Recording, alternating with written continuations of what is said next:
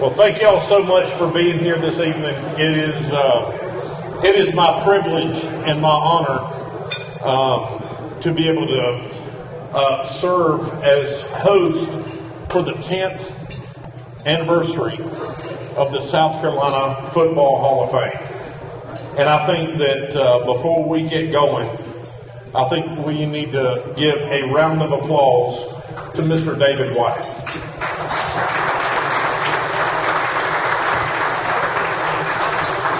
Without his vision, this event does not take place. And I'm truly honored just to be a part of it. And I'm a very small part of it. And I'm also honored to be able to introduce the next man that you're going to hear from. But before we do, let me just ask these people to stand up and be recognized. Charlie Brown, Jeff Bostic, Stephen Davis, Willie Jeffries, George Rogers, Coach Danny Ford, Steve Fuller, Rick Sanford, Robert Archer, Joe Lesesne, David Phillips, Raymond Robinson, and Dwayne Harper. Ladies and gentlemen, these are pioneers for the South Carolina Football Hall of Fame. Thank you very much for being here. We appreciate you. We honor you. And just like we're going to honor the next 5 recipients this evening, it is my honor and my privilege to just be here and to just say thank you. Because the one thing about football is that it unites people. It permeates all things that are right in the world, in my opinion.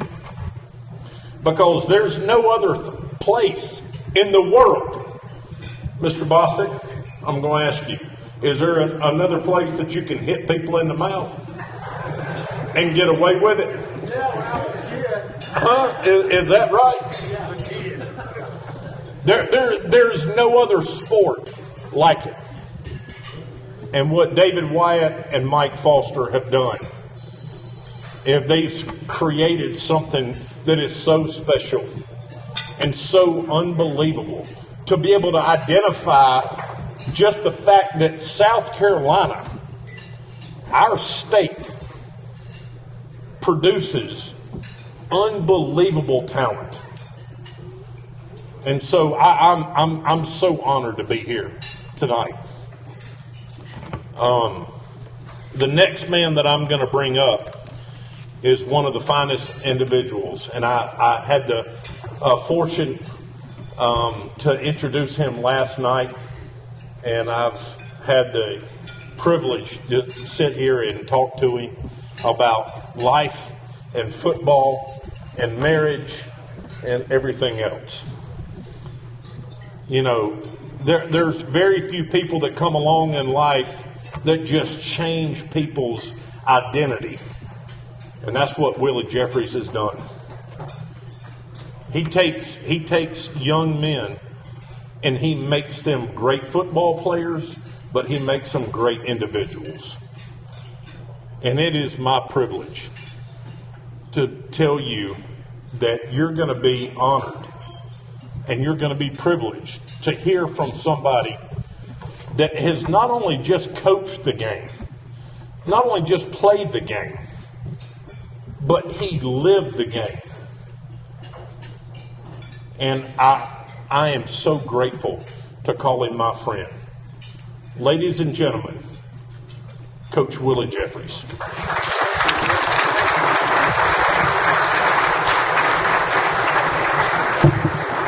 Thank you, Will. Will, again, you just made history. Of all of my introductions, yours is the most recent. Thank you. I recommended Buddy Pugh to do the invocation because he's not a Baptist. If we'd had a Baptist up here, we'd still be saying it. Buddy is United Methodist. So, Will, I'm so happy that my awareness of your proclivity for the esoteric aspects of introducing me, till I hope to do a pretty good job. Some of y'all didn't get that, y'all. It's my pleasure to recognize the winners of our bridge builders. David Wyatt and LaVon Kirkland noticed an article where in the state of South Carolina, we ranked 43rd in the state of career awareness and college entrance awareness. Of the seniors that came out of high school, we are 43rd in the United States. That only leaves, I think, 7 of them below us. So they started the Bridge Builder. We recognized the 10 finalists last night. Now let me tell you what a bridge builder has to do. It's 100% they have to do. 30% character, bless you, sweetheart. 30% character, that is their community service type of person. That's 30%.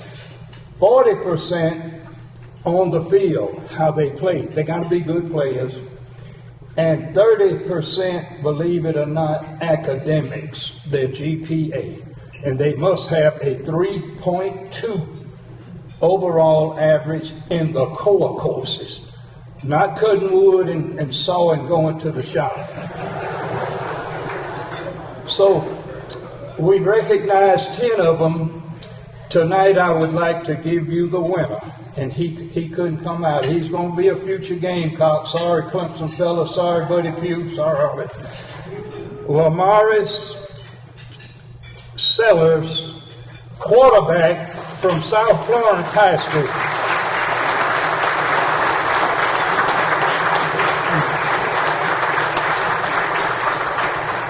Now you notice all of that criteria he has to have. He's headed to the University of South Carolina. I think he'll help him out a lot, but more than just an athlete, he's a good player. Now, I wanted to, when we do this, we have to line it up. Now, all of you out here, some of you all are over whatever you do at your job. Coach Ayers, when you delegate, you got to communicate. Coach Ayers can't tell a guy something and not, as Buddy Pugh tells the guy, tell me back what I just told you. They call that paraphrasing. You have to understand what Coach Ayers tells you. And I was so embarrassed because you have to pay attention. Rick Sanford taught me this. When I was embarrassed because I didn't pay attention. And I was over here on Broad Street in Greenville talking to the most beautiful lady in Greenville. And my doctor rolled up and said, Coach, what's wrong with you? I said, I'm doing what you told me. You told me to find me a hot mama and be cheerful. He said, I didn't. I said, you had a hot mama. Be careful.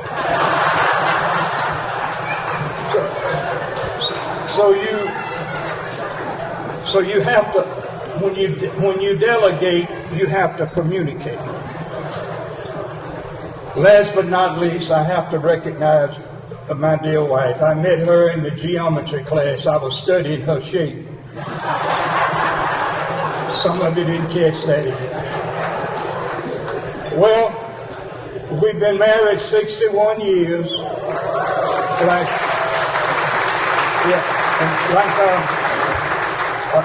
Julie and Mike Ayers over there, I think they're in their 30s. Yeah, y'all headed that way. Look like y'all gonna make it. Yeah. Okay. Here's how we did it for the young people in here. 61 years. We go to dinner twice a week. Dim lights, soft music, good food. She goes on Tuesday, I go on Thursday.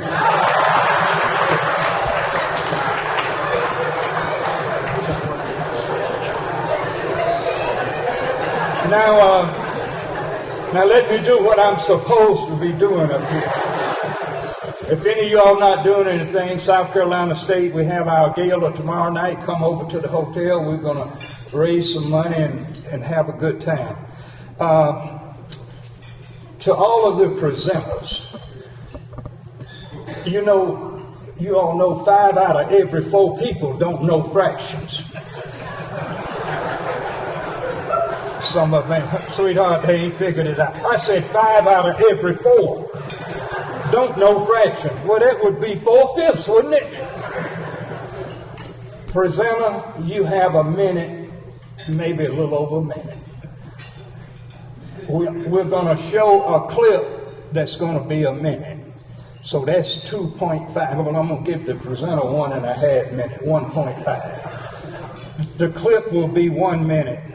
Everybody but Sherriff Lott. Now, I ain't gonna bother with you, buddy.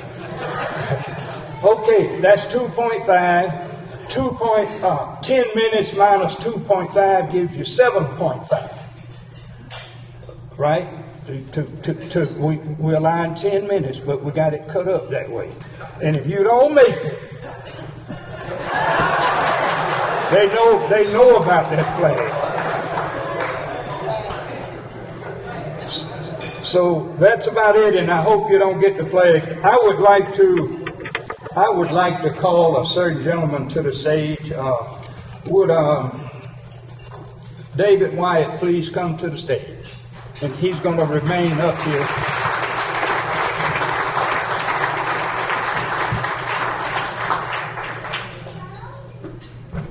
David, this is a surprise. You didn't know you were going to get this.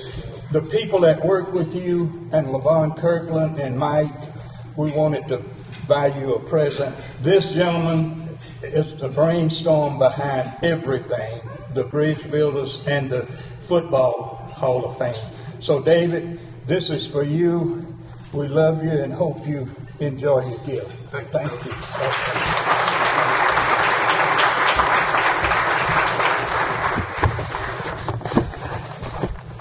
Wow, thank you very much. I do have a backup flag that Coach Jeffries gave me. So, yes, you did. You gave me that. That's right. So, but again, welcome. I want to thank Jesus. I want to thank my wife, Ann Wyatt, and my 2 daughters, Gibson and Virginia.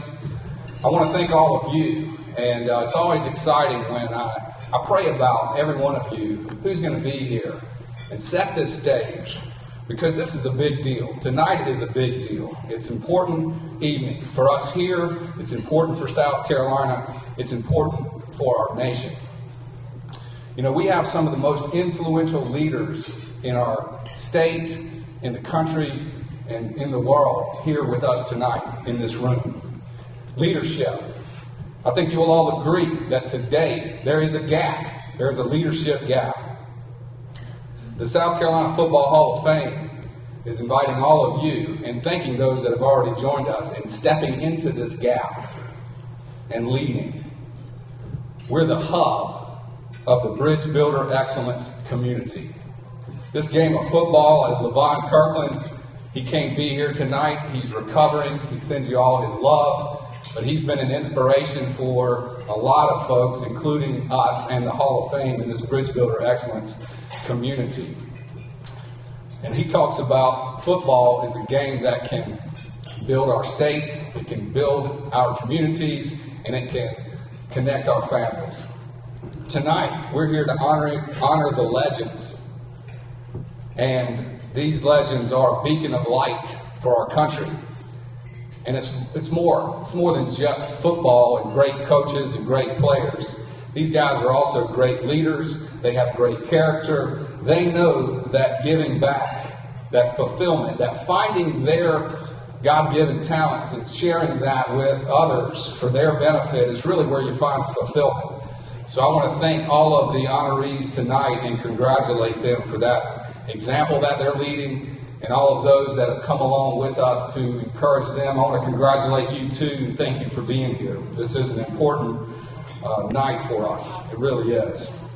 And right now, I want to have, it's been 10 years, so this is our 10th year. And I want to have Mike Foster come up here, if you will. Where are you, Mike? And Ann Wyatt, you can stand up or you can come up here. I want to point out while they're coming up here, Prominence Media, which is Brian Tankersley over here to my right. And Gita Rhodes is the master over here behind the switch. They've been helping us. Brian serves on our board and, of course, played football for Coach Ayers. And Rodney Neely with crowd management. Will Merritt, you were here for the first one. Coach Jeffries, 10 years.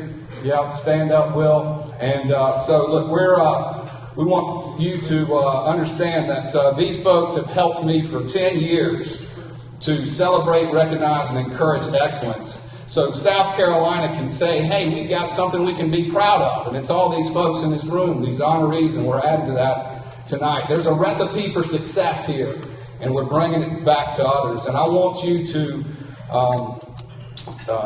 these legends, they're also legends in the making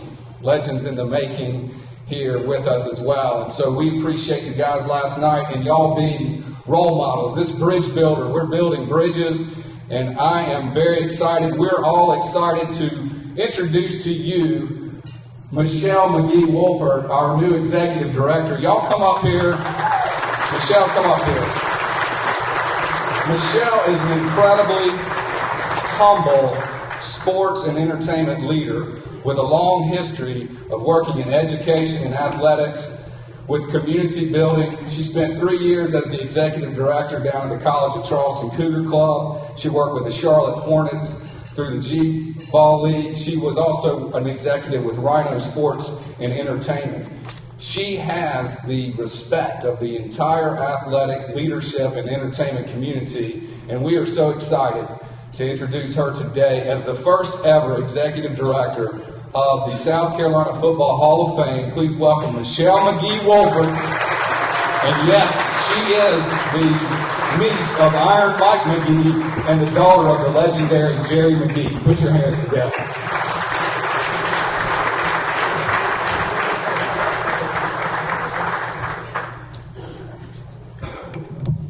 Thank you all. What an honor to be here with all of you today. With all the football greats, I often say the game of football impacted my life as much as any. I'm a coach's kid and been around the game my whole life. Dad, daughters, brother,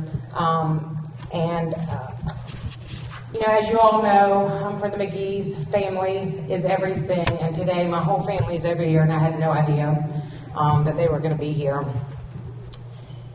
Our family is very committed to the competitiveness, the friendships, the love, and the life-changing trajectory that we know that education can play in the role of a young person, and that we just need to change them one person at a time. This organization's mission to help the state of South Carolina and to elevate education in the state, I knew it was one I wanted to be part of. I'm excited about all the programs that we're going to be implementing in the future to further the cause. As you all know, we're all just a culmination of our experiences. I've learned so much along the way. From my dad, I learned how to be passionate about all that you do. From my Uncle Mike, I learned how to surround yourself with the best in the business. And if they weren't the best, he'd make a change to find the best. Right, Brad? From Dr. Homer Rice at Georgia Tech, I learned how to empower your people. And from the College of Charleston Cougar Club, I learned how to fake it till you make it while drinking through a fire hose. And from all these guys behind me, I've learned all of the above. I'd like to end with a quote, and it goes, because we know that great teams are made when you're surrounded with great people. It says, I'm a piece of the puzzle. I've been blessed and very fortunate. Any accomplishment that has occurred for me in football is just because I've been fortunate enough to have my name on the door that says head coach. All the assistants, all the players, all the fans, all the administration, that's how you can win. That's how all these wins have come about. When you think about it, that just clears up the picture. It's about all of us. Coach Mike Ayers. So thank you all, and I look forward to building the future with all of you. Hold on, Michelle. Don't go. So David Phillips, where's David Phillips? If you'd stand up, David Phillips is the grandson of the legendary Dode Phillips, who's in our Hall of Fame. And he's also with Custom Development Solutions, and they've been helping the Football Hall of Fame identify folks to honor and to help with just organization. And David introduced us to Michele McGee Wolfert, and she has come on and just been, amazing. And I can't thank her enough for what she's done. And I want to talk about this Humanitarian of the Year award. It was inspired by a good friend of ours, Paul Kennemore, who we're missing tonight. He's battling Parkinson's. Paul came in earlier when I found out he wasn't going to be able to be here for the first time in 10 years. He was the first board of directors for me, but he did so much that we all wanted to do something for him, and that came up with the Humanitarian of the Year award. And he came in to record something, a special message for Michele, but unfortunately technical difficulties are keeping me from being able to play that for you. And we knew that she wouldn't agree to accept this award, so we made it a surprise. There's no one more deserving that emulates what we are trying to see more of in this world. John Maxwell says, hey, if you want to see more of something in the world, you should honor it. And so please join me and Paul Kennemore and Ramon Robinson and Dr. Joab Lesesne, past recipients of the Humanitarian of the Year award, in being the first to congratulate this year's South Carolina Football Hall of Fame Humanitarian of the Year, Michele McGee Wolfert.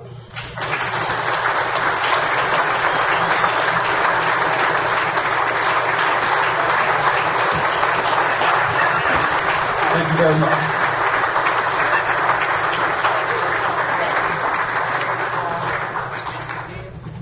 Can I say one thing? Go ahead. No. I just want to say one thing. I know one thing.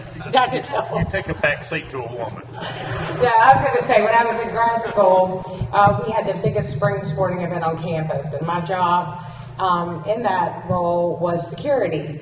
And it's our sports administration program. So I go down to the head of security, and I said, I'm here to get security people for the event. And the head of security looked at me and said, well, they've never sent a girl here before.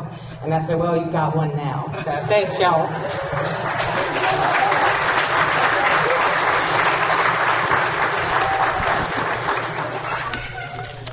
Well, I thought I was going to bring Leighton up to introduce the next person, because it's going to be very difficult for me to talk how good I'm supposed to talk about George Rogers being a Gamecock.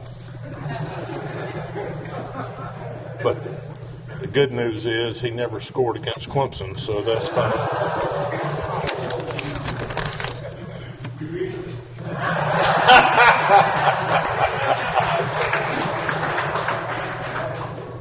Well, I want George to come on up right now, and I want David Wyatt to come up.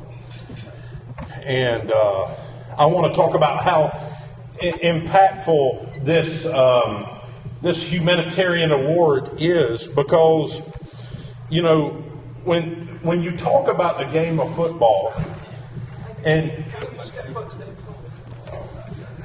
I can't do no more. I mean, seriously? Come on. You know what? When you're a Clemson man, that's what you do. A lot of Carolina people like this. Hey, 9 out of 10, baby. 9 out of 10. Did you play football?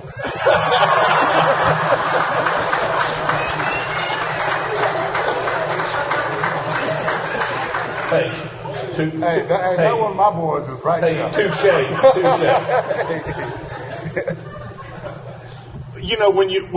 When you play the game of football, as George will tell you,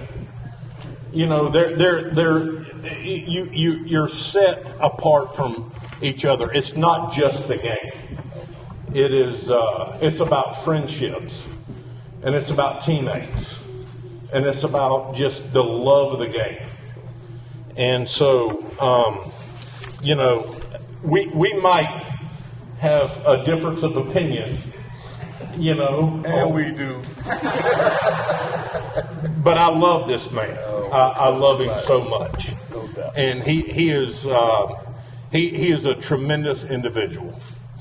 And so the fact that we get to award somebody named after George Rogers is a big deal. And so I'm glad that David Wyatt can be here. And I'd like for Jalin Hyatt to come up, please. Jalin Hyatt is from Irmo, South Carolina, Dux Fort High School.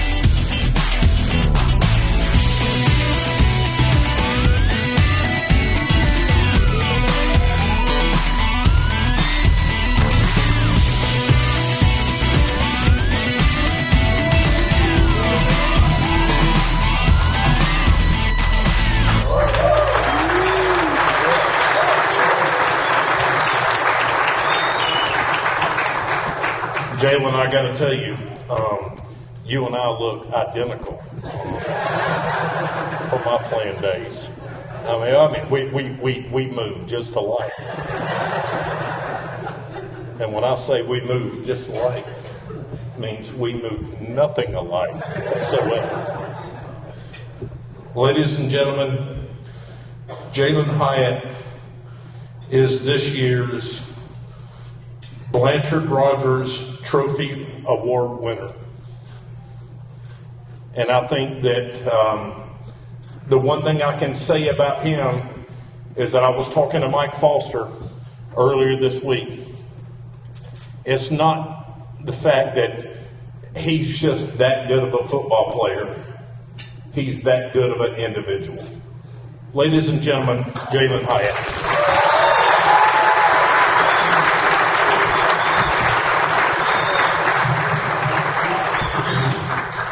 Yeah, I appreciate everybody for coming out. I have been back in South Carolina in like 2 years, so it's been a while. It's been busy in Tennessee, and especially with the season. Really when I came back here was, obviously when we played South Carolina, but as far as visiting, I hadn't been back in a while. So just to be back and, see family that I hadn't seen in a while, and only that, having my support system over here supporting me, it's big. Definitely blessed for sure. But just to piggyback of, what they do, I have a great support system. It starts with my family over here, my mom, Evelyn Hyatt, my dad, Jamie Hyatt, and not only that, my other support staff, ESM, for, helping me through this process, and Gordon and his wife, and not only that, Dr. Gary, the principal at Dux Fort, that's kind of big, especially when your high school principal comes out to support you.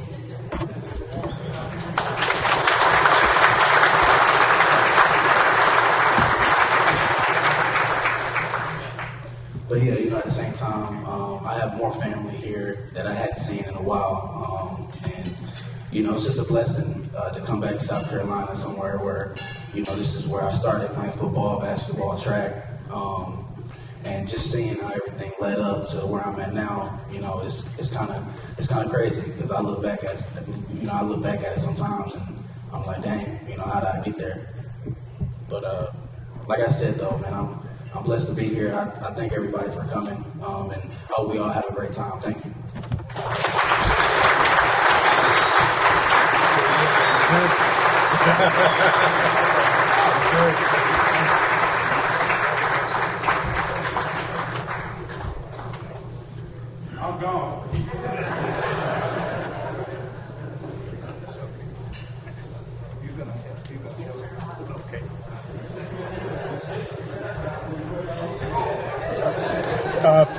Jalin, what's the fastest they ever time you in the 40? 4.2?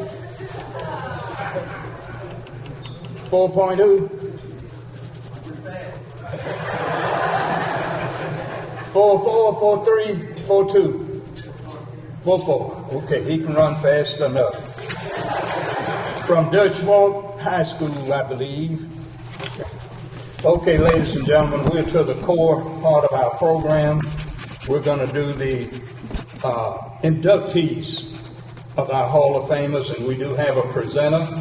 We're going to as we run the footage, the presenter can come up and be ready to do the presentation. And remember, I told you, don't be a Baptist preacher when you do it. Okay, let's run the footage. First of all, for the Hall of Fame, South Carolina Football Hall of Fame, Coach Mike Ayers. Let's run the footage.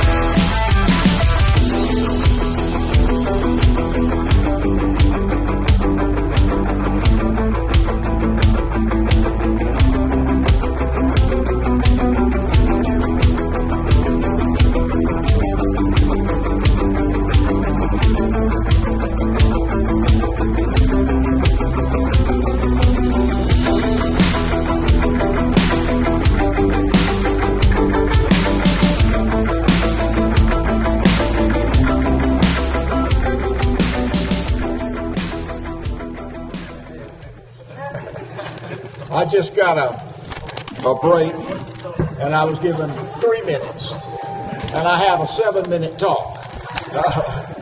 So we'll see what Willie's going to do now. When the flag went down and we got penalized at Wofford for me talking unfairly to a referee, linesman, Mike Ayers took me off the field and told me to go to up in the stands and sit with the coaches up there and leave him alone. So, Willie, where's my seat up in the stands? Section 1. In 1979, a very strong Newberry defense shut down the Wofford a week after Wofford had beaten Furman, who was at the top of the Southern Conference, and we were the NAIA. And by the next year, Wofford coach Buddy Sasser had the Newberry defensive coach Mike Ayers on the Wofford staff. Mike Ayers made an immediate impact. Events today will cause lots of people to be able to catch defensive backs and wind up with some pretty good interceptions. The people who still hold the role of top defensive backs in the Wofford record are still, those secondary records belong to the first team that he coached. It was that good. At that time, Mike Ayers became a legend already on the campus. And when Buddy was given the job at East Tennessee State, he took Mike and 2 or 3 other of the Wofford graduates who were coaches, including a person who would later on become the offensive coordinator at Wofford, a job he held for 32 years, and that's Wade Lang, and he's here with us today.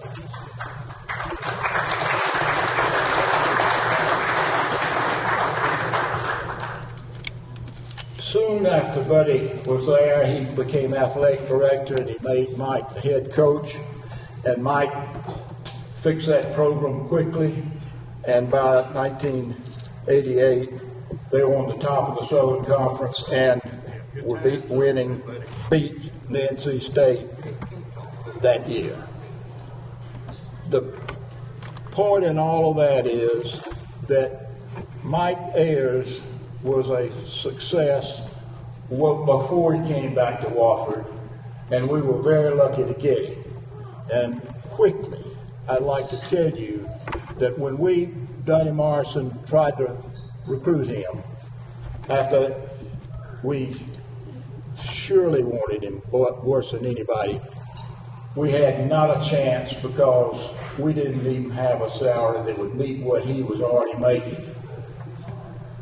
But we made the pitch over milkshakes, and by golly, Mike decided he would come back to Wofford, and that was Wofford's early luckiest day. I don't want to go through any of the records. You've got it on that paper.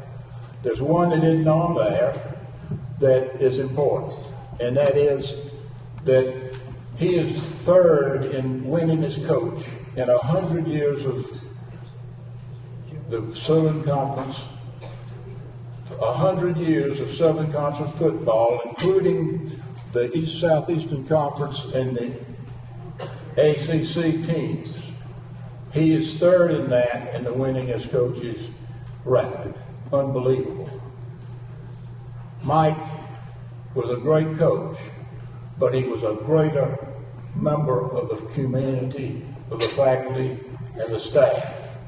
And Mike Ayers, without any question in my mind, had a lot to do with the success away from the field at Wofford as he did on the field.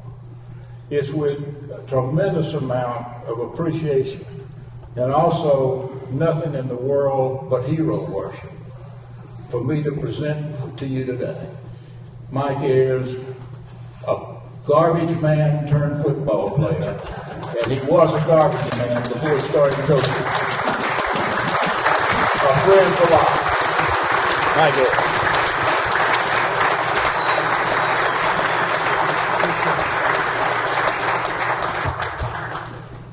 Thank you, Coach. Thank you.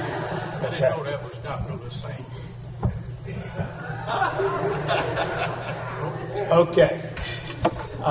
First of all, I'd like to thank God for the opportunity to have the life and the career that I've experienced. It's not a joke when he said, I used to be a garbage man. I was 14 years old. I have 5 brothers. We were all crazier than an owl, tree full of hoot owls. And when I got 14, my dad said, you're going to find you a job, son. Well, the garbage truck rolls up outside, and Dad said, hey, go ask that guy if you can get a job with him. Moral of the story is I got a job, and I worked that whole summer. When the summer was just about over, I started playing football. And I played football, and it became, quite frankly, my life. I was blessed to have an opportunity to play the game, go to college, get a degree, find the love of my life.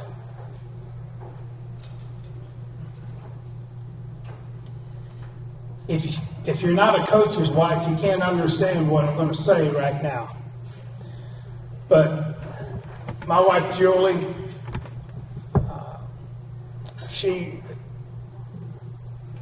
I won the double lottery. I'll put it like that. She was so tough-minded. She was a school teacher, and I want to tell you people, don't mess with them school teachers. They tough. But Jules would drive our 3 kids all the way to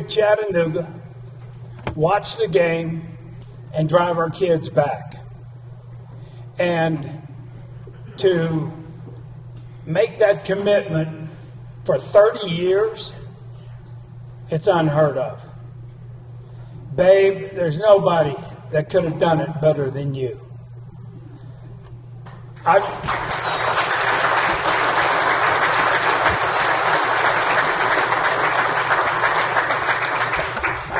got this sheet here. I don't do sheets well. And so I'm going to basically shoot it from the cuff, and I'm going to let it roll. First of all, she gave me that look. First of all, our 3 children, Katie, Courtney, and Travis, great kids. They're fully grown now. Probably the saddest thing that I have to offer is that I didn't have enough time with them because I was trying to coach and teach and love on other kids. Coaching's hard. There's no doubt about that. But if you have a great staff, if you have guys that are in it because of the kids, if they're in it because they burn with the desire to succeed, to do it well, that's when you have a great staff. And that great staff, I had it. I had it year after year after year. We took a challenge in '88. It was crazy. I took a $12,000 pay cut to come to Wofford. My wife, when I told her that, I thought she was going to hit me over the head with a poker.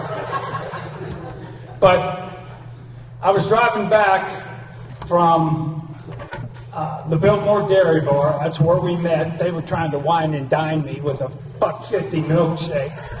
And it's one of those deals where I got to the top of the mountain.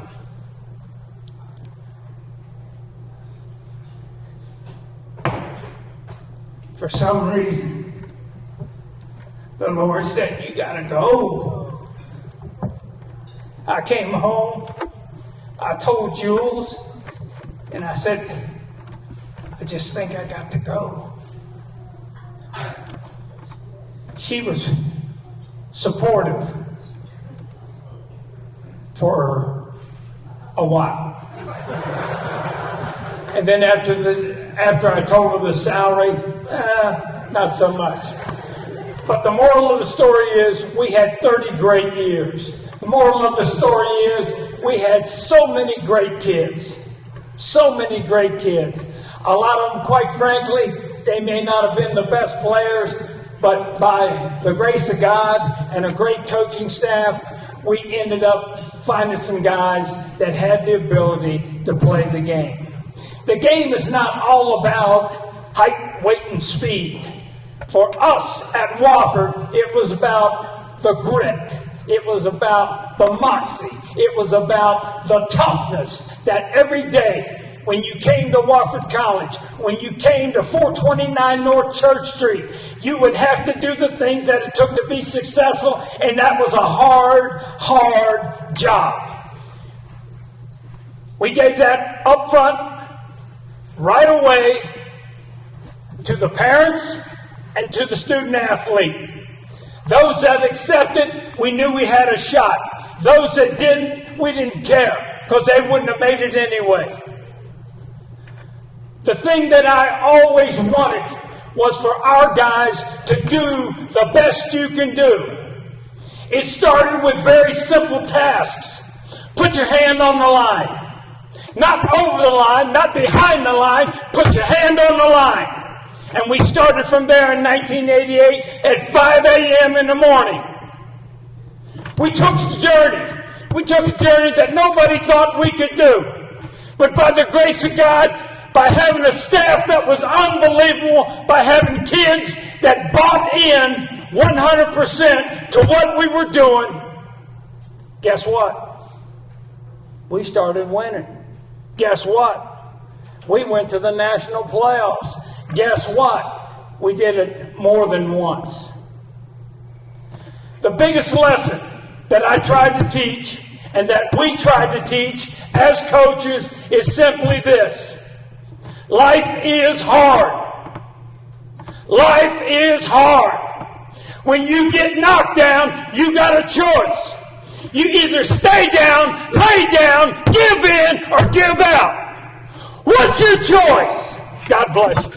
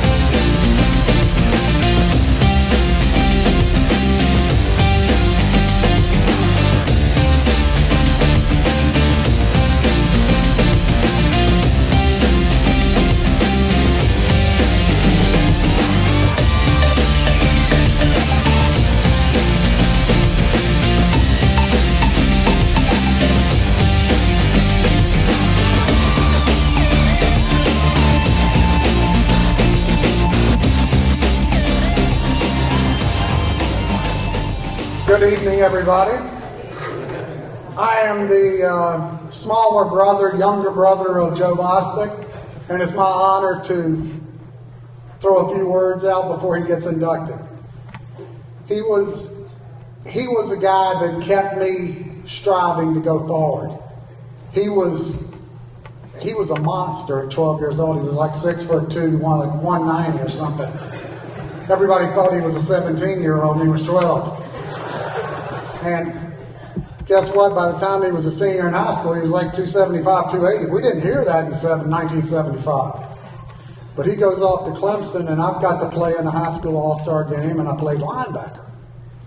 And the guy that recruited Joe the year before, and I was going to go to Fort Union Military Academy. And Ed Emory comes up to me and says, "Man, we got to get you to Clemson." Well, I think it's because Joe was in his ear. But let me say this. He motivated me to play college football. When I saw him get into the pros, I knew I wanted to be there too. We had different paths in the pros. Our Washington Redskins were pretty damn good back then. In a 10-year period, we go to 4 Super Bowls. I mean, Georgia's got the jewelry to show you. But I will say this. My brother's about as loyal, honest, and hardworking as anybody you're going to see. So put your hands together for the next enshrinee.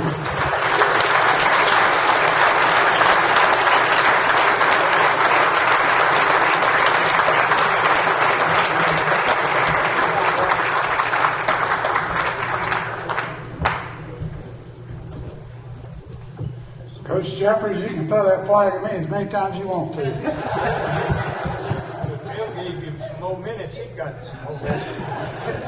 That's a good brother. I'm Joe Bostic. And I was born with the best brother in the world that anybody could ever have. Why do I say that? Because we like doing the same things.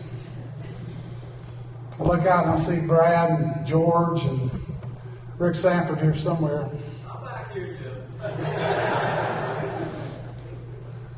Great players. Great players. Tough adversaries. We got the better of George most of the time at Clemson, but I remember one year we played the New Orleans Saints, the first game of the year. Cardinals. How many yards did you gain? It was like 276 or something. I mean, I couldn't believe it. So my old buddy George Rogers running over my team. But it was, that's what football players do. I'd be remiss if I didn't mention my family. My mother would be sitting back here. Both my parents are no longer with us. My mother would be back there with a little smile on her face, dignified, sitting up straight. My dad would be over there with a napkin like George has got, and he'd be wiping his eyes hoping nobody sees that he's crying. But those two parents raised two boys that led us both to believe that the Bostic boys could do anything that they wanted to do if they put their mind to it and were willing to work to get there. And that's what I lived off of. That, there's opportunities out there. I mean, I've had my butt kicked as much as anybody around here ever has. And I've got a few, in my time too. But like Coach Ayers said, I kept getting back up. I wasn't going to lay down. You might get me, but by God, you better do it next play too. We're going to get more into my family. My wife Jamie's sitting right over here. Prettiest girl in the building. Sorry to rest of you girls, but that's just my opinion. And she's a better human being than she is pretty. My son Mark is here with his girlfriend Brittany. Jeff's wife Lynn is there. I got a great family. I've got two other girls. They live in St. Louis, Missouri. They've blessed me with 7 grandchildren. And the oldest one is 6.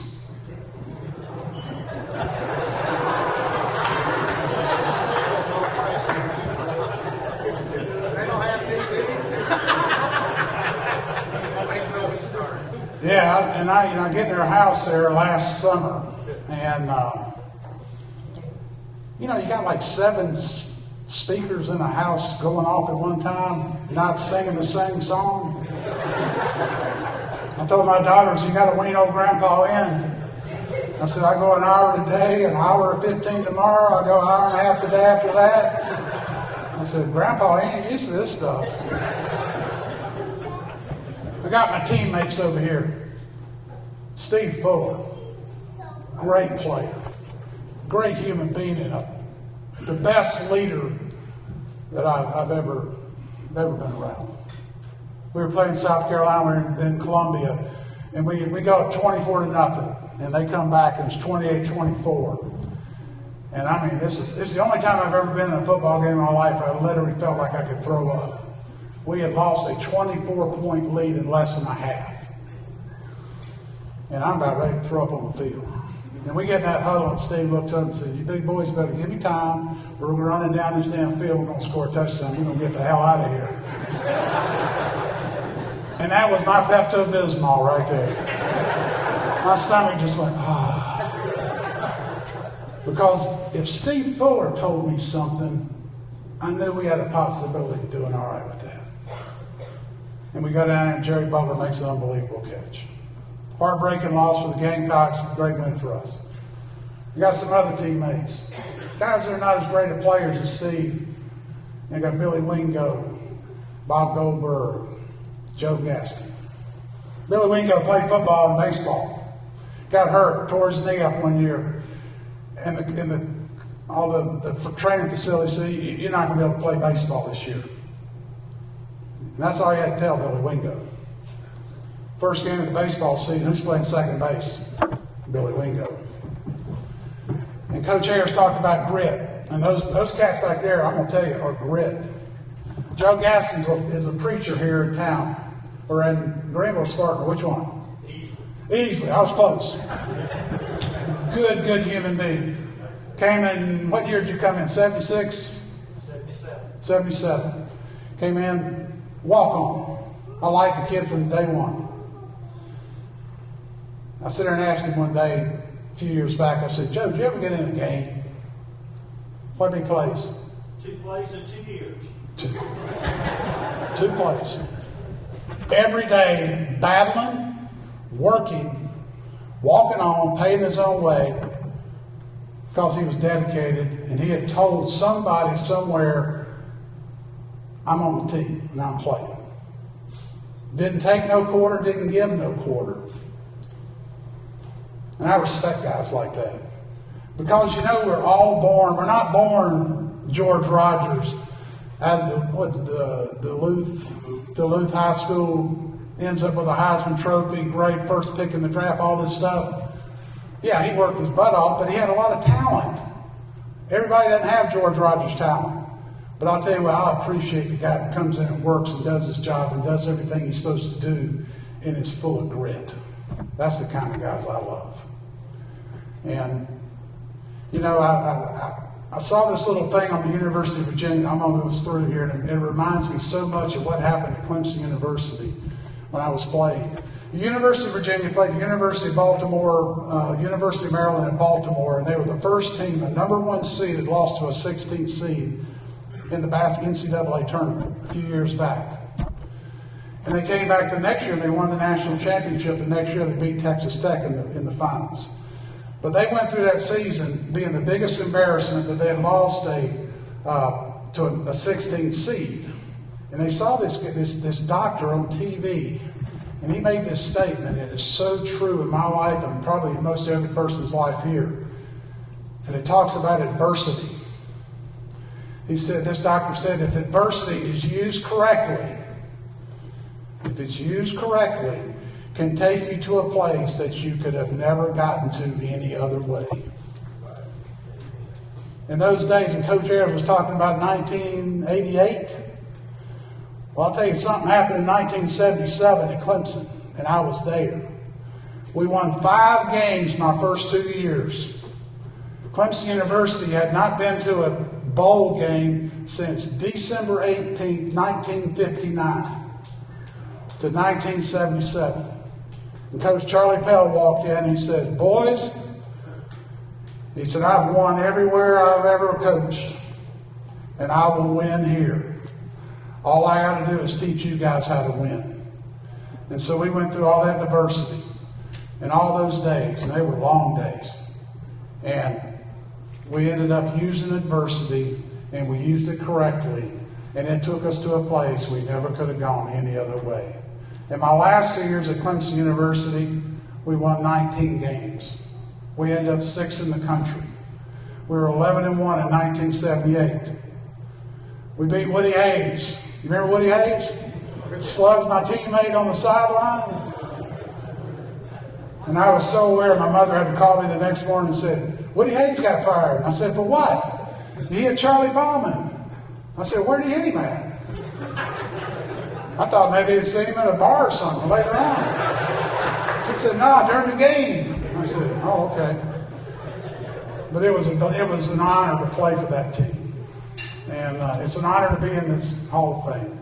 I want to thank you from the very bottom of my heart. I am the most blessed dude in the building.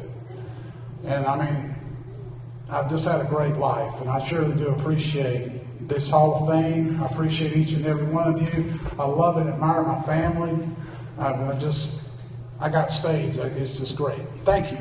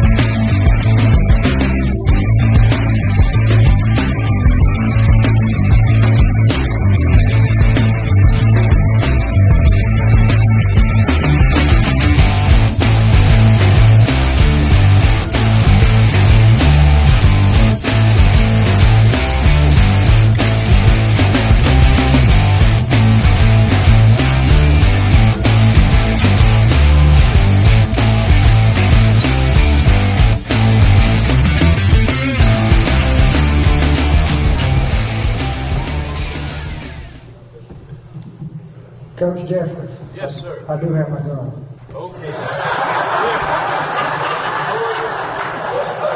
You're exempt anyway. Now, it's not much a secret that I am a cop. I'm a police officer, but I am not Brad Edwards' bodyguard. I'm not his parole officer either, so you don't have to worry about either one of those. But I am his friend, so as his friend, I can talk about him a little bit. If you noticed all those pictures and that picture in your program, look at all the hair that he used to have. when he had that hair, he thought he was fast. But now that he's lost all of it, he's even faster now. He runs every day, and he's faster now than he was when he played football.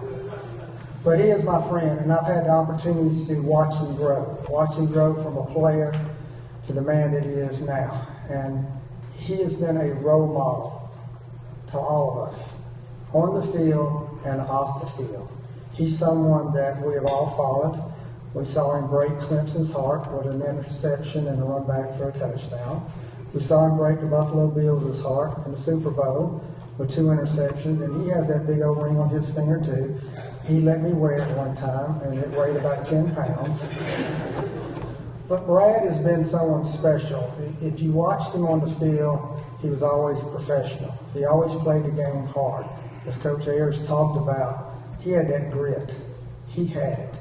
He worked hard. He was blessed by God to have an athletic body, but he put the work and he put the time in to get him to the top of his profession, to where he was a great player. An All-American, a Super Bowl champion. That's Brad Edwards. But there's something else. Brad's won lots of awards.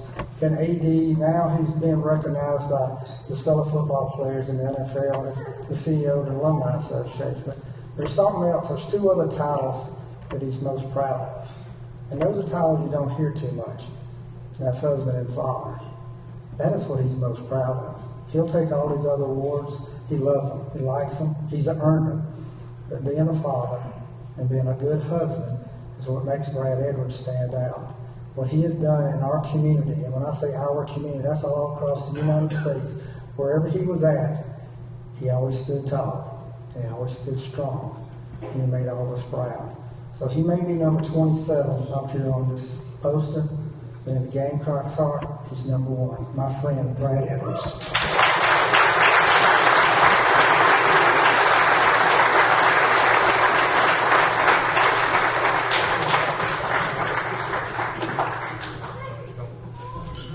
Thank you, Sherriff Lott.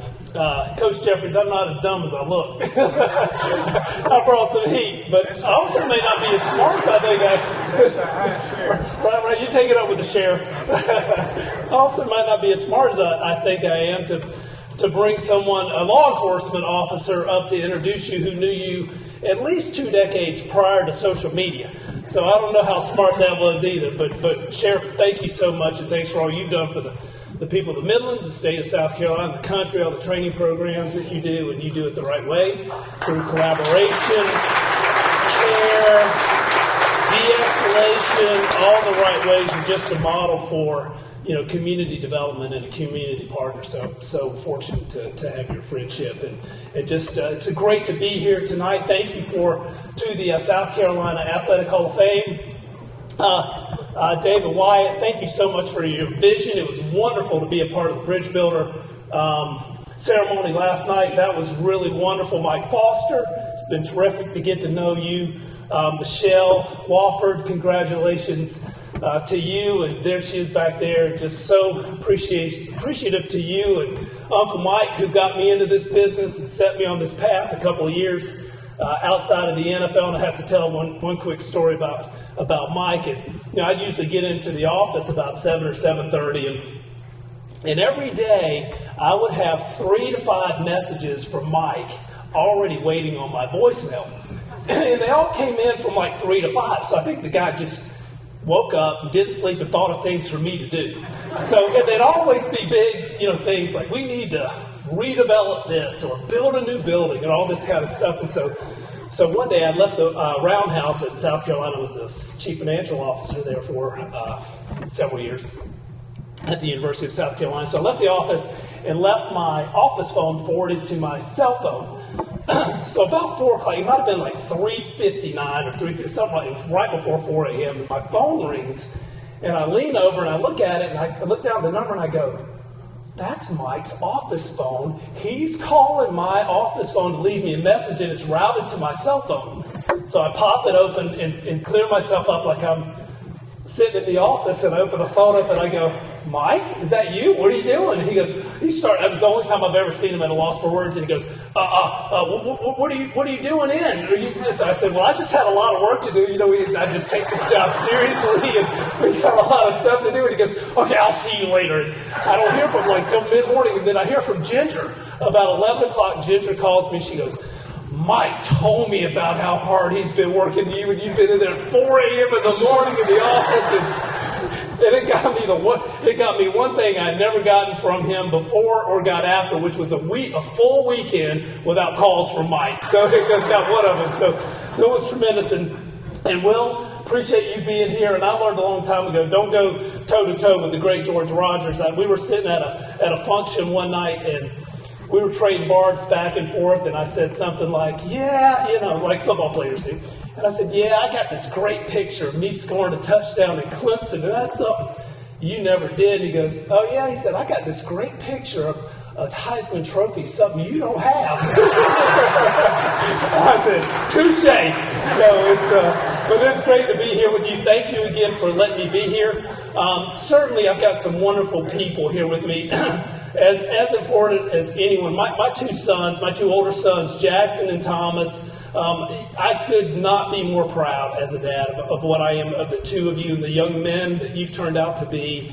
You're just amazing, compassionate young men who will do great fathers. Jackson's a great father, and Thomas, and just what you do for other people and the kindness that you have. And one of my great memories is we were playing the Dallas Cowboys in the last game of the regular season for the conference championship, and we were down in one quarter, late in the fourth quarter, in RFK Stadium, and I can still feel like it was yesterday, looking over and seeing you two just bobbing up and down in the middle of the corner section down in RFK, and it was a wonderful experience. So thank you to both of you for the men that you've turned out to be. My wonderful wife, Marlena, she's just as good as it gets. Thank you so much for your partnership. I am just a non-voting member of the executive committee of our house, because she is the chairman of the board, the CEO, the COO, the CFO, the CIO, and everything in between of Edwards Enterprises. She makes it happen. And I got to say, she was excited about me getting this award, but she was way more excited to know that Dr. Lesesne was going to be here, because she's a Wofford grad and she has more academic chords. I don't even know what they all mean. And so she was so excited about you being here in Mike Ayers. And we went to a huge Gamecock fan as well. We went to, after I left there as an administrator, we went to a South Carolina game. I'm playing Wofford. And it was a very close game, and one of the South Carolina running backs breaks off on a stretch play, goes up the sideline, and she stands up, and we're like in the Letterman section, and she stands up and goes, get him! And I was like, would you sit down? You're going to get me killed. These people will kill me here. So anyway, thank you so much to just the partner that you are. To all my teammates here that are on this, they're all part of our alumni association here.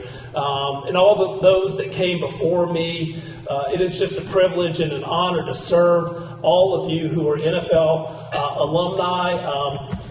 Joe and Jeff, these guys are wonderful. Jeff, who's a great teammate of mine, amazing. How about this? Walk on at Clemson, becomes an All-American. Free agent in the NFL, plays 14 years and becomes an All-Pro. How about that for center? Amazing story and just an amazing teammate. And Jalin Hyatt, you'll come to us at some point. I'm looking forward to it. You'll be a part of the NFL alumni too.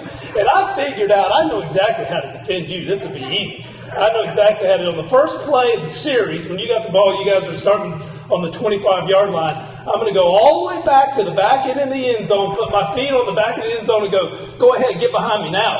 Let me see that happen. But congratulations to you. You're amazing. You're going to have a great career ahead of you, and then we look forward to you joining our ranks decades down the road. But thank you all for being here. It's so much it's a privilege and an honor to be part of the caretaking of the great sport of football. To my alma mater, the University of South Carolina, for the opportunity to get a great education, and play in a great stadium in a great state, and to be into the NFL. I so much appreciate you. And so on behalf of the National Football League Alumni Association, I thank all of you and have a great night. Thank you so much.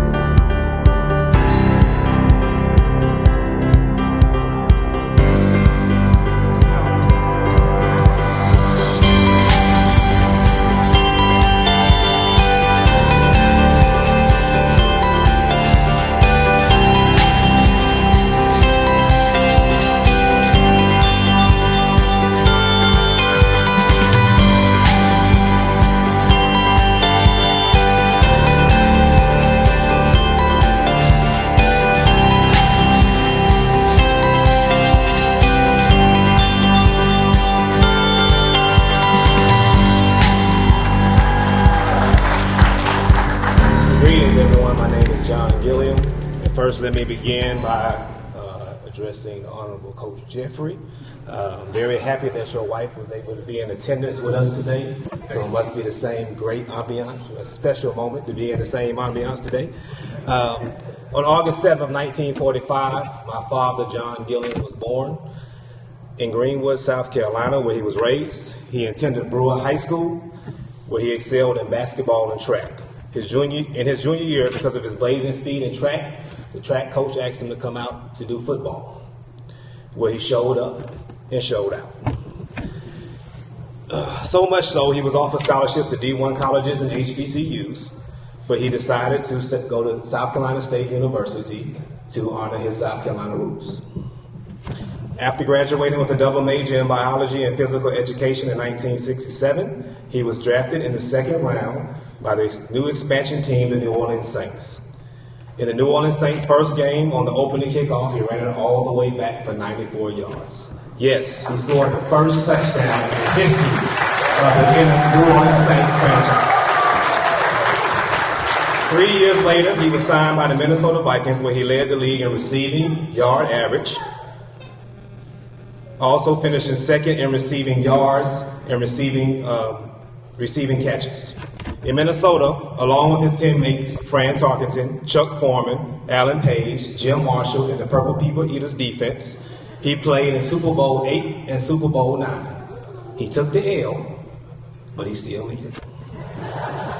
In his illustrious 11-year career in the NFL, he was All-Pro wide receiver 4 times, second team All-NFL honors in 1973. He also had an average of 25.5 yards per kickoff return in his career. He has previously been inducted into the South Carolina State University Hall of Fame in 1986, the South Carolina Athletic Hall of Fame in 1992, the Greenwood High School Hall of Fame in 2005, and tonight it is my privilege to present my father, my frat brother, and most importantly, my role model, Mr. Smooth, John Gilliam.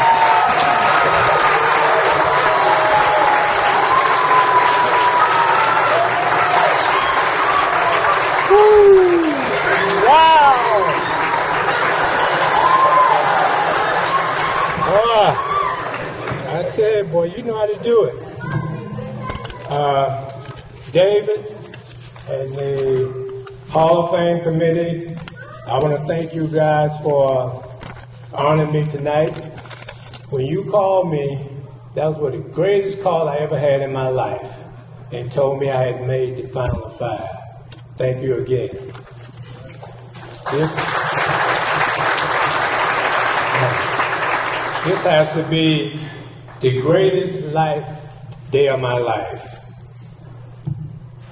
And I want you guys to know that I will be back here next year. I want to congratulate the class of 2023. It's an honor going in with you guys tonight. Also, I want to thank South Carolina State Bulldog for supporting me tonight. And we have a table right there with Coach Pugh. Will you guys stand, please?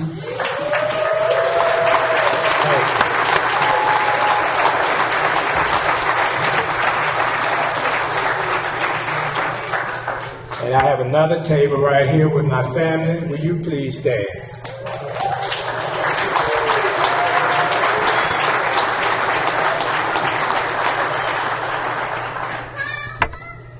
And hey, sweetie. Now I want to talk about how I got here. Now I know I'm standing up here by myself, but all the South Carolina Bulldogs who's here tonight, please stand. Charlie Brown, Dwayne Harper, Jane Ragland. I'm here representing you guys tonight. Now, I got to talk about this lady. We met my freshman year in college. At the end of my freshman year, and Coach Jeffries, I want to know, how did I miss her for a whole freshman year? And, you know, I wasn't at Ohio State where you got 30,000. I was at South Carolina State with 4,000 students, and I missed her. 3,999 more. Yeah. But at the end of the year, the NFL voted for most valuable player. And my wife is my most valuable player.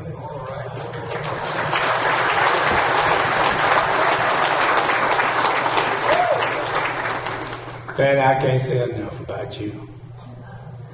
We dated for 3 years, and we was married for 56 years and counting.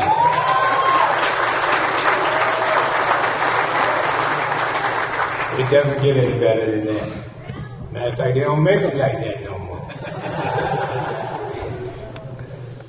Please stand and let them see you.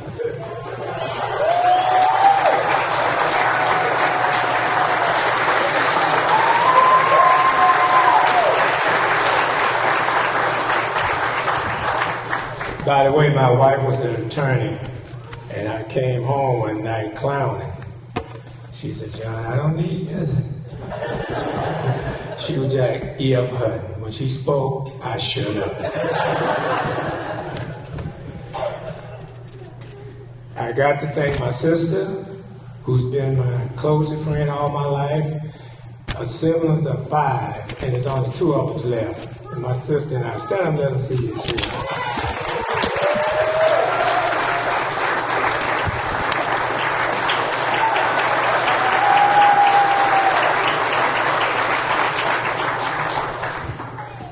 Now I want to thank my coaches.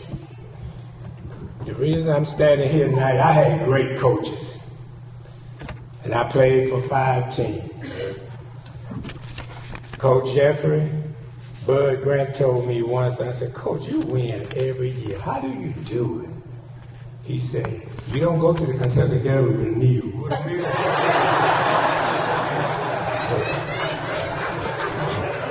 You got to take a thoroughbred. He said, by the time that mule get out the gate, the race is over. And unfortunately, we lost Coach Grant to 2 weeks ago? 2 weeks ago. And we'll be going up on May the 23rd to honor the greatest all-time coach in Minnesota history. I think we're going to have maybe 50,000 fans in that dome in 2 weeks.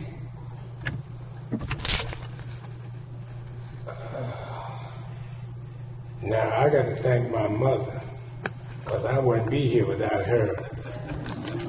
I had a good mother, and I love my mama. And my roommate told me one night, he said, "You're always talking about your mama." You know, and I looked at him and said, "I don't know about you. I'm always going to have something nice to say about my mama. And I love my mama. And a lot of you out there have good mama. And you love your mom as well as I love mine. And I know she's up there looking down on me tonight. She told me once, and I could feel it, she was hugging me. And she said, son, I didn't have a lot, but I shared what I had with my children.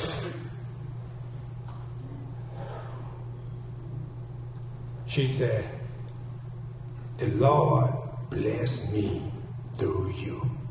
And I would take that to my grave. I would never forget that. I was able to buy her a house once I signed my contract. I didn't get the money that George Rogers got. Yeah, but you had enough money to buy the whole team. And see, I had to buy her a car. I had to open up a banking account. My mom didn't even know how to write a check. But you know what? We were never hungry. We always had clean clothes. She went to work every day, and she never complained. And I know she up there watching me. I don't know when. I don't know where. But I know I'm going to have to do the same thing that my mama did. One day, I want to wake up and look up in them heavenly skies and say, Mama, I'm coming home. Mama, I'm coming home. Thank you, South Carolina. Vagrant, stand, please.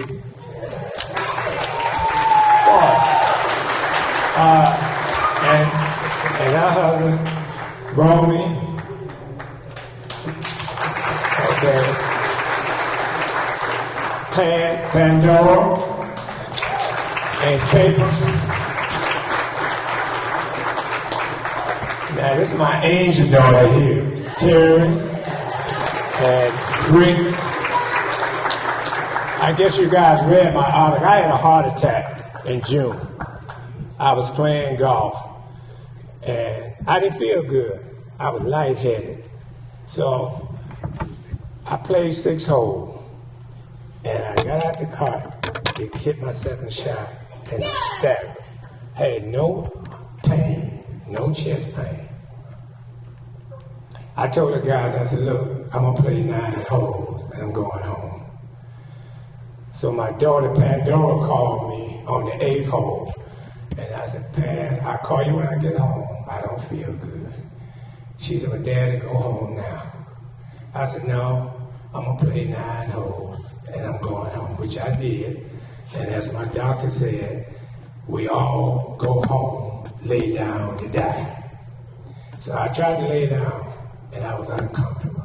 So I got up, and my wife was at the dentist, and I called her. I said, baby, this is not me. Something is wrong. She said, well, call one of the kids, because it'll be 2 hours before I get home. So I called my baby daughter right there.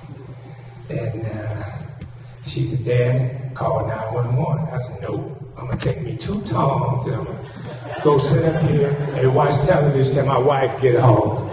So I heard something say, click. She hung up. 5 minutes later, that was 2 fire trucks, ambulance. I said, what's wrong? My house on fire? They said, no, your daughter said you're having a heart attack. If my daughter was not Johnny on the spot, I had 35 minutes to live when they finished my operation. I got 2 stents, 180 blockers. But I feel great now. They went in and cleared up everything. I feel like I'm in high school. And thank you, Terry, you saved my life.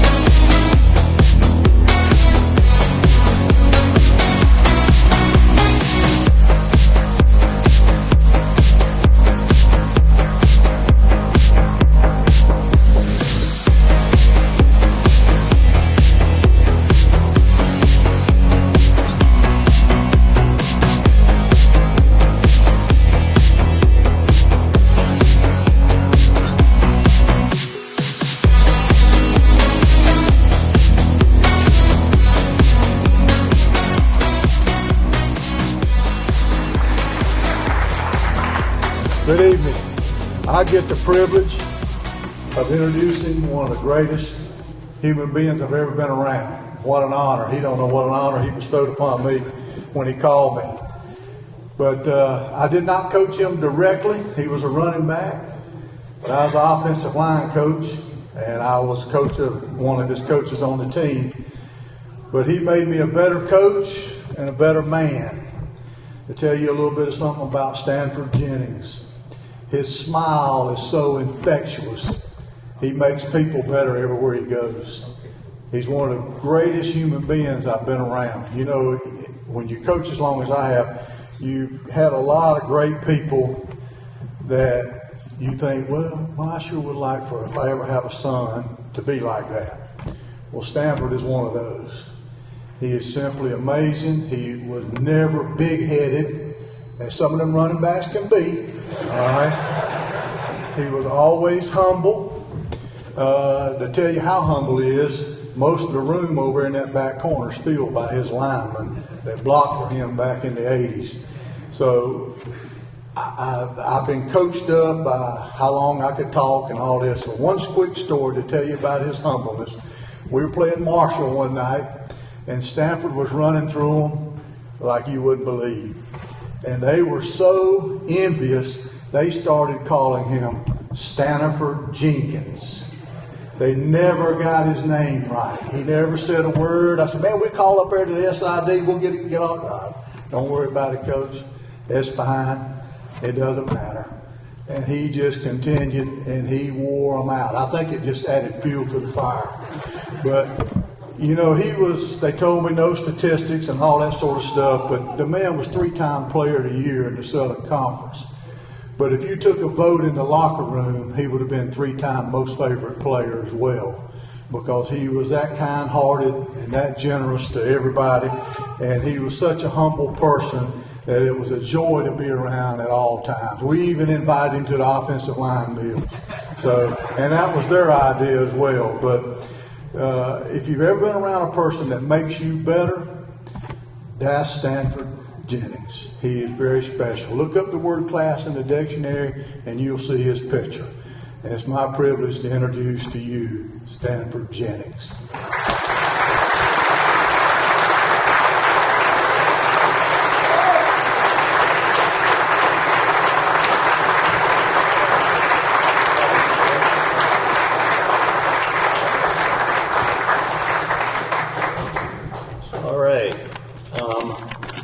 I had a few surprises here today, and it was my offensive lineman from 43 years ago. So I came in at Furman in 1980, and I see some of the leaders here.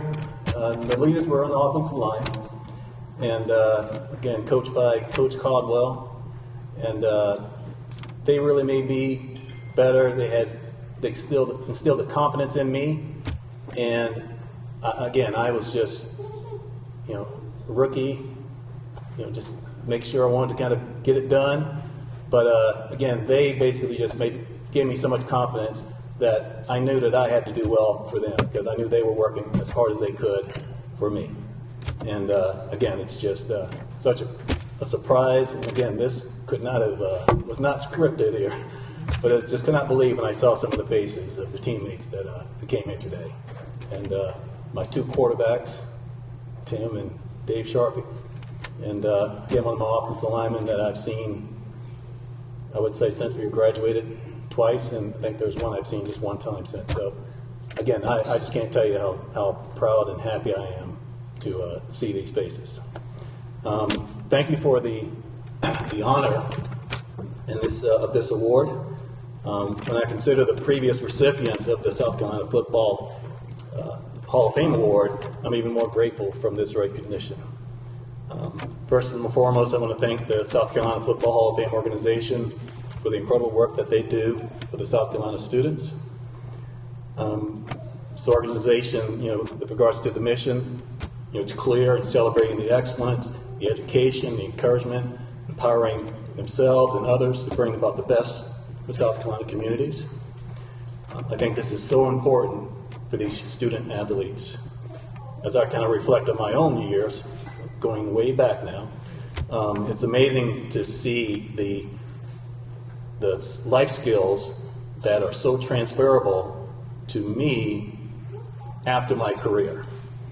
So it's like after football, all the things that I've learned, just basically, those things I've learned just basically transferred to my life after football.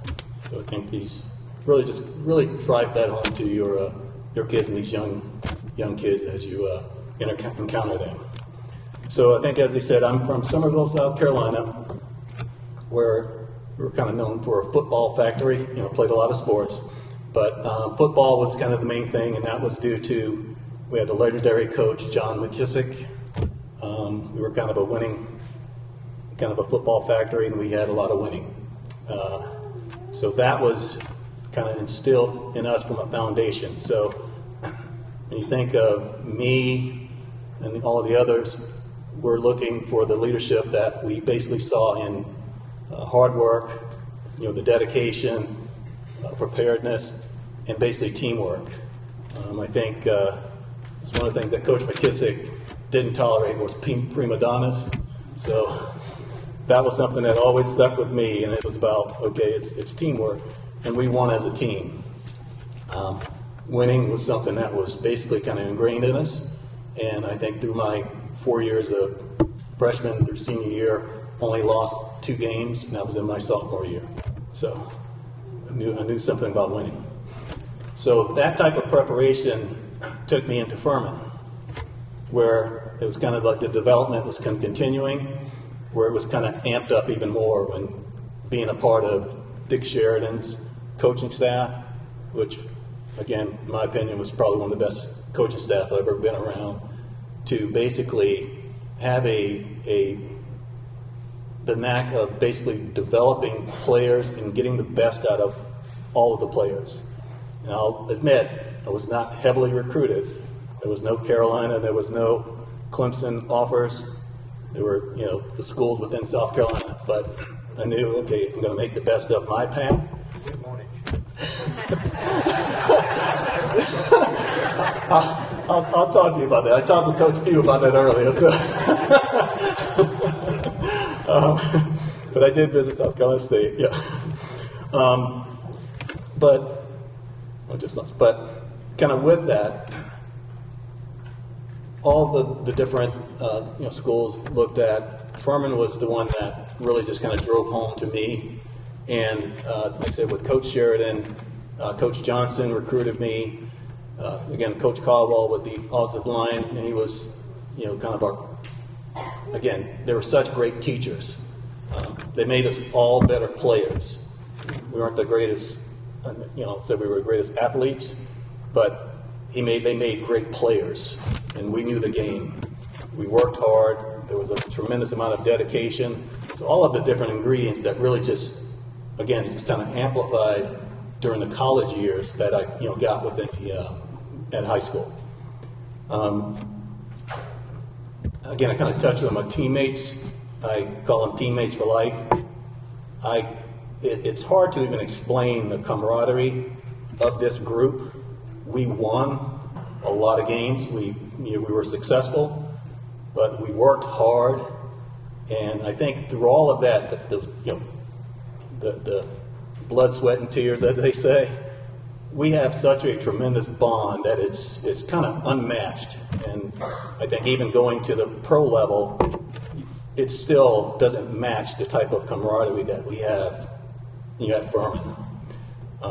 It's kind of a Furman family. I had the honor of serving on the Board of Trustees, and now an emeritus trustee. And it's kind of that Furman family also that I'm seeing from a leadership standpoint. And again, some of my fellow trustee members are here. Again, just a tremendous time we're experiencing. So going into the NFL, that's kind of development tested.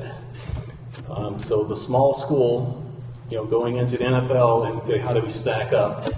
So all of the training and things that I had that was built up from high school, amplified in college, really came together at the pro level that allowed me to succeed in ways that making a Super Bowl, performing at a high level. Again, it's something that you dream about, then it happens, and then you're kind of in it, and then you just want to really just maximize what you're doing. I want to kind of touch on my family who's here.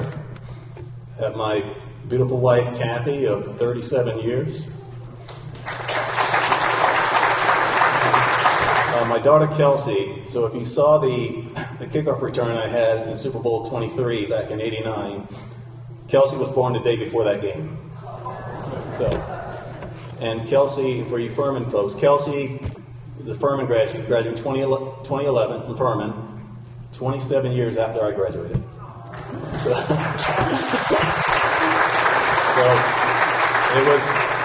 it was destiny, believe me, folks.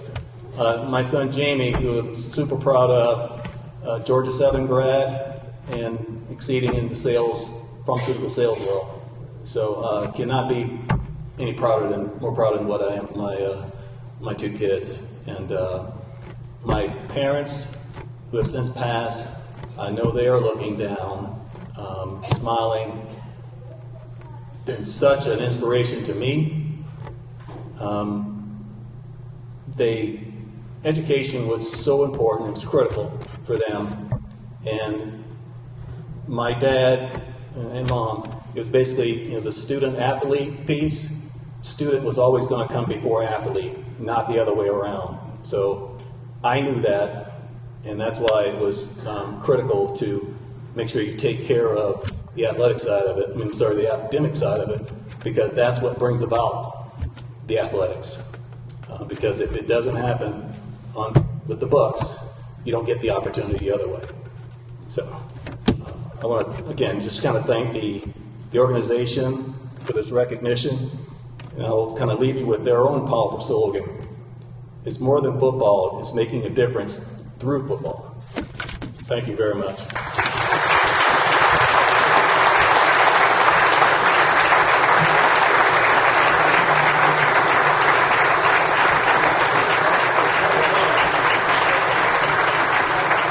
Well, Will, it's been great to be with you tonight, and Dr. Lesesne, we would never throw the flag on you. Dr. Lesesne was president of Wofford, but he wanted to be the tight ends coach. And Coach Ayers did work on the trash truck. He made $5 an hour and all he could eat.